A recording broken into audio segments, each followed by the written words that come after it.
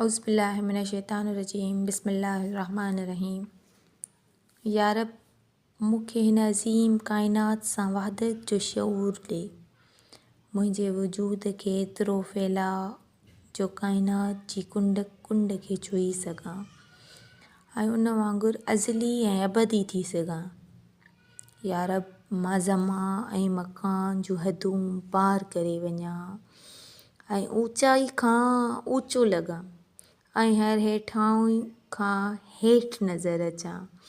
या रब मूंखे इस्तात ॾे त मां पाण खे हर कंहिं में ॾिसां पोइ हू जहिड़ो हुजे या मोह। इन तरह मुंहिंजी शऊर जो फैलाव तोखे सजदा रेस थी सघे।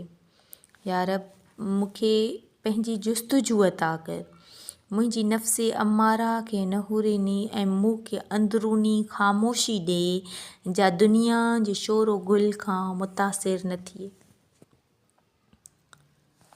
या रब मुंहिंजो पंहिंजो इरादो कुझु बि न आहे, सभु कुझु तुंहिंजी लुत्फ़ो इनायत आहे, रहमो करम आहे। जे तुंहिंजी ज़िंदा जावेद तजल्ली मां मूं ते हिकिड़ो किरणो बि पवे त काफ़ी आहे, मुंहिंजो सारो वजूद मुनवर थी वेंदो।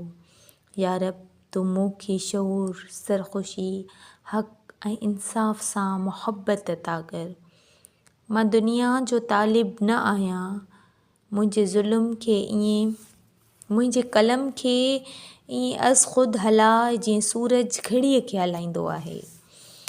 या रब मां दुनिया जो तालिब न आहियां, मुंहिंजे कलम खे ईअं हलाए अज़ ख़ुदि हलाए जीअं सूरज घड़ीअ खे हलाईंदो आहे। या रब तुंहिंजी उथाह सागर में आउं हिकु छोली ई त आहियां, मुंहिंजो वजूद बि क़ाइमु रख ऐं मूंखे उहा साञह बि ॾे त मां तोखां धार न आहियां।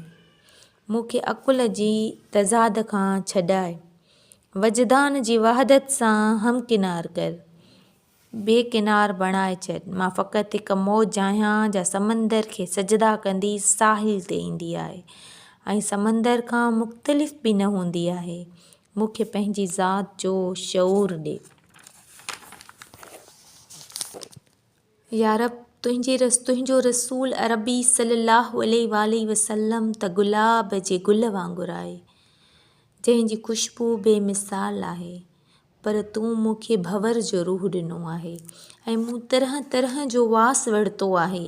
मां न रुगो ज़रदश्त, बुसु ऐं ॿुध ते भेरा ॾिना आहिनि, पर महावीर जे फ़लसफ़े ते बि भिरियो आहियां। मूं मैदाने जंग में उन ज्ञान खे बि ध्यान सां ॿुधो जो तुंहिंजी तलाश में ईअं गरम रफ़्तार हो जीअं ताड़ियल कमान मां निकितल तीर हूंदो आहे। या रब मूं ताओ ऐं कन्फ्यूशस मां बि कुझु सफ़र कयो आहे ऐं वरी पंहिंजी मंज़िल जी तलाश में मोटी आयो आहियां। मूं ते तेरगी ऐं रोशनी, ज़िंदगी ऐं मौत जा सारा राज़ अफ़शां कर, जीअं मां ॼाणे सघां त टहक कहिड़े वक़्तु अजाया ऐं लुढ़क कहिड़े वक़्तु सजाया आहिनि। या रब हर दुश्वार गुज़ार घाटीअ में मूंखे अहिड़ा पेरा ॾेखार जंहिंजी रसाई मंज़िल ताईं आहे। मुंहिंजे इल्म जी कंदील खे रोशन रख ऐं इहे सारा कारोबार हटाए छॾ ऐं सिज ऐं चंड खे ढके छॾींदा आहिनि। या रब तुंहिंजा इसरार आथा आहिनि, आसमान इन्हनि खे शफ़क़ जे पिंजरे में न फासाए सघियो आहे, धरती इन्हनि खे ख़ुशबूअ जी ॼार में आणे न सघी आहे। या रब मूंखे इंसान सां एतिरी मुहबत ऐं उन ते एतिरो रहम ॾे जो इन जी हर अलालत पंहिंजी अलालत ऐं इन जी हर शफ़ात में पंहिंजी शफ़ात ॾिसां। या रब सभु इंसान हिकु सिलसिले जूं कड़ियूं आहिनि, कड़ी कड़ी सां जुड़ियल छो न थी रहे ऐं चिनी छो थी वञे। उहो सारो इसरार त तूं थो ॼाणी। या रब मूंखे मुहबत अता कर, मूंखे रहम जो जज़्बो अता कर ऐं हर इंसान लाइ बहितरी जी तमन्ना अता कर। आमीन या रब्बुल आलमीन।